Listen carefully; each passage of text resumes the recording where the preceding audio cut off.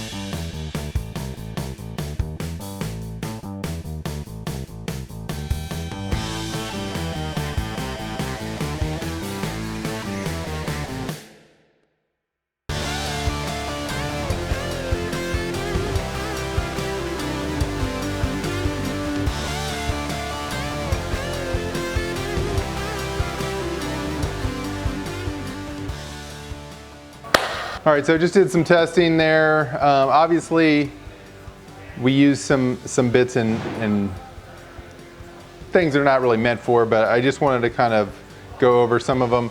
So, bimetal and carbide hole saws, I mean, they're designed to go through wood and metal, yes.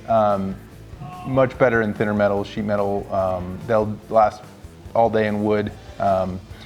Carbide gives you better performance, and the big thing is it's just going to last a lot longer. So if you're using it correctly, it's going to give you many times the speed of a bimetal. It should also be faster, but as we saw, I mean, if you start putting them in thicker metals, you can toast them pretty easy. This Rotacut really performed better than I thought possible. I mean, it's just zipped through the I-beam with a standard cordless drill. It was, this was kind of our test to see how things compared to a mag drill. Obviously, a mag drill is going to cost $800 to $1,000 for a decent mag drill, and they go up from there. So the fact that you could use this, I mean, typically this is for thinner metals, not I-beams. But it actually went through that one pretty impressively. And then again, silver and Deming bits. You can see how much fun it is to go through sheet metal. Obviously, you would never use this for sheet metal. again, you're removing the entire material of the 1 inch, or they even go larger.